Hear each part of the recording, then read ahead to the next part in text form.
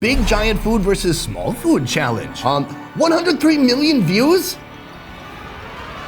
Welcome back to the second channel, where we have twice the fun with half the effort. Today we're making a reaction video because there's a pandemic sweeping through the nation and everything's closed. So pretty much the only thing I can do is sit in front of my computer, cynically make fun of other people who are able to go out and have fun and do things. So today's video is about viral food videos. It's hard to say what makes a video go viral. It's usually a combination of things. A good thumbnail that makes people click more than average. Good content that makes people watch longer than average. That stimulates the YouTube algorithm. It gets the algorithm all tingly. And so the algorithm, it gets in the mood to share. Hey, people are watching this, they're liking it. Let me share it with more people from more subscriber bases all around the world. And soon you have a video that's amassed 10 to 20 to 30 million views. We're gonna be looking at some of those videos today and figuring out what made it go viral. Y'all ready? Let's jump in.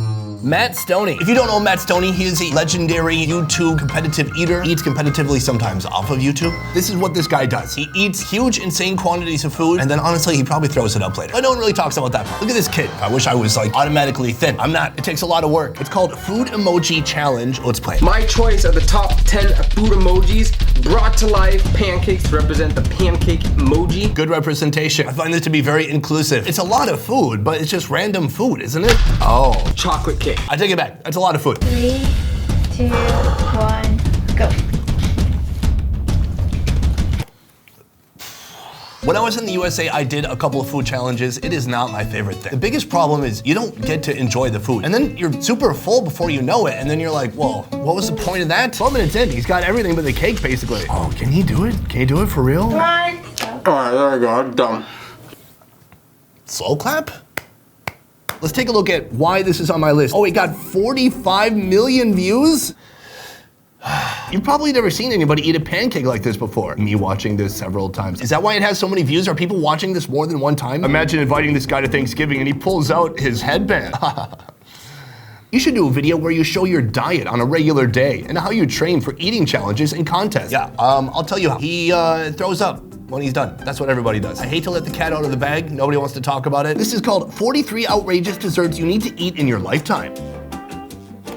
All right, here's the thing. It's a giant chocolate bar. I don't know that I need to try that out for sure. Number 2, cotton candy burrito. This, I actually like. I do think this is creative. It's a burrito still, but they put different crap in there. Oh, 22 scoop sundae. When I was in the USA, I partook in an ice cream eating challenge, and I gotta tell you, parents, you might wanna put your hands over your kids' ears at this point. And I hate to give you a peek behind the curtain, but here's what happened. I ate so much ice cream so fast that after, when I threw it up, inevitably, it was still cold coming out of me. So when I see a giant sundae like this, all I can think of is cold vomit. This video got 32 million views. My biggest food video is maybe 21, 22 million views. It's because I lied in the title and said I needed an ambulance. But these people are being honest about their titles and getting millions of views. How do you do this? I don't know. As someone who's already diabetic, I love watching these and just going, this would kill me to everything. Oh, that's fantastic. Sorry about the diabetes. Big giant food versus small food challenge.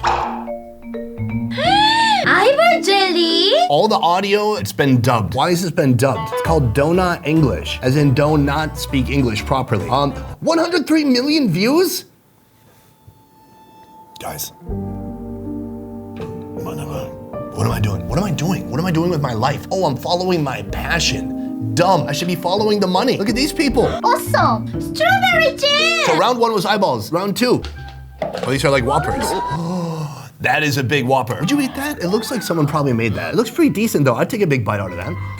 Ooh, that sound effect. It's a good crunch sound effect. But it's so bizarre that they replaced all the sound in the video with someone else. Where is this coming from? I need information. Oh, there's never information when you need it. Donut and friend. Big food versus small food challenge. What kind of food will come out? Thank you for watching. About Donut Mukbang English version channel. Now it's clear. Now I know what the heck is going on. If this is their English channel, that means they have another channel in another language that's also crushing it. Let's take a look at their views. Oh, thank God. They don't have as many views as we do.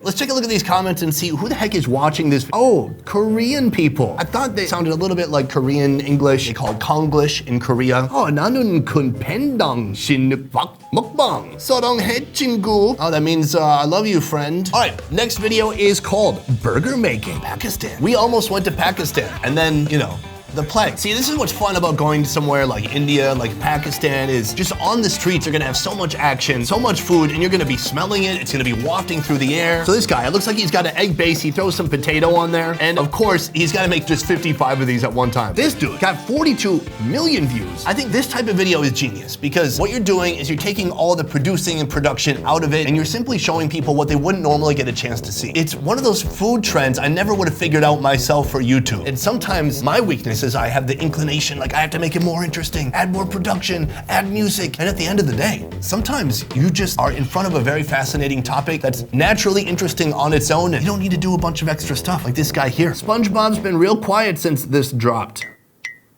Oh, because Krabby Patties. Oh, okay. If you're cooking, don't touch the money. Oh, good, giving some health tips in the comments. He's probably gonna look at that and take your advice, you f***ing cunt. Imagine how tired he will be at the end of the day. Respect to these hardworking people, yeah, no doubt. And the tawa, the thing they're grilling all the food on, is really freaking hot. It makes everything twice as hard. This video is called Peanut and Melon Seeds, dried meat, dried fruit, snowflake cake, snacks for Spring Festival. I gotta say, it is not a catchy title. Meanwhile, it has 92 million views. I think this might be one of those really beautiful, like, Chinese countryside food YouTube channels, which are just awesome.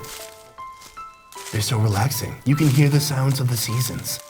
Very cinematic. Although I gotta say, I don't really like the 60p, the 60 frames per second. It's too hyper real. I mean, there's a reason why cinematic movies, literal cinema, uses 24 frames per second, not 60. Oh my God, this all looks so delicious. Are those Ritz crackers? Are those dried strawberries? All right, it's too long and I'm too ADD to watch this whole thing. Deep down, I know this is how life is actually supposed to be. I kind of agree. For someone who makes a living off doing a household and taking care of her grandmother, having a net worth of $8.5 million is not bad. Not bad indeed.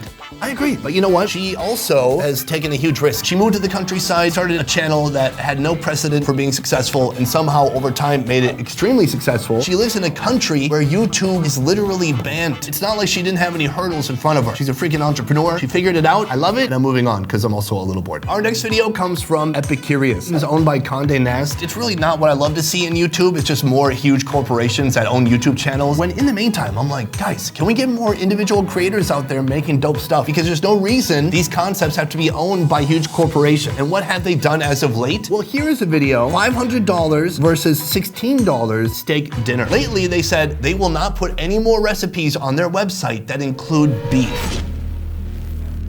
Wow, absolute heroes. Sarcasm. They're really worried just about emissions and they just picked one animal to not eat anymore? I don't get it. It seemed like Epicurious was about showing unique food from around the world, but now mine is beef. I'm a professional chef, and this is a $500 steak dinner. Ooh, and a home cook with cheap ingredients. That's my style. Uh-oh, they're swapping recipes and ingredients. Let's see the end product. Okay, well, if I went to a restaurant and I saw somebody cooking this huge steak and then all I got was 4 bites, I would put a gun in my mouth. This is a problem everybody has with fancy food. Let's do a quick zoom over here. Let's, what's this? Oh, that's the rest of the food. $500 steak, my friend.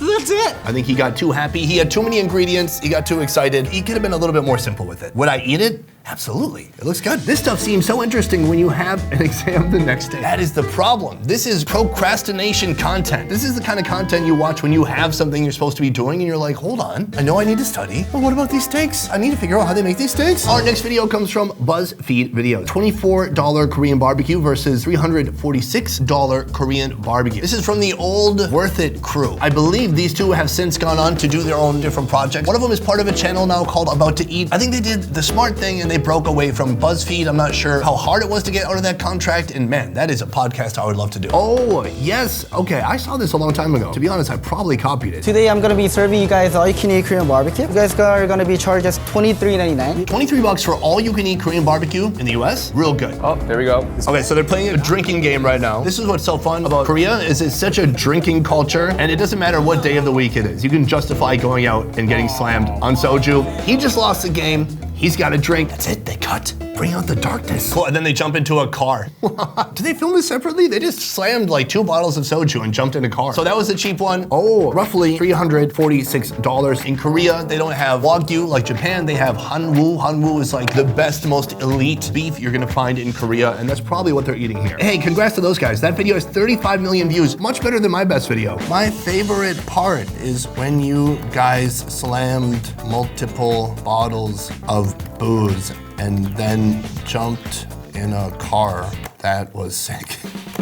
All right, one more video. This one is called Cooking with Your Mouth Christmas Turkey. It sounds like it's gonna be disgusting. It has, oh, that's not viral at all. I'm Reva Godfrey, and I'm going to show you how to make my Christmas turkey stuffing recipe using only my mouth. I'm sure you know that no good stuffing recipe is complete without the onion, so we're going to start there. Well, that's enough internet for tonight and forever. That is a great video to go out on because I do not have the will to go on after that. Hey, thanks for watching. Wow, we did it. In the end, have I cracked the code? Have I figured out what makes a video viral?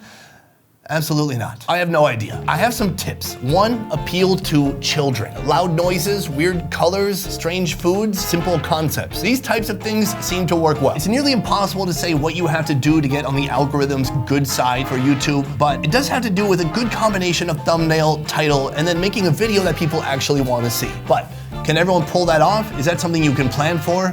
Honestly, no. I've made hundreds of videos. None of them get 30, 40, 50, 100 million views. If it happens, it's just gonna happen. You can't control it. So don't hope for that. We'll see you next time. Thanks for watching. A peace.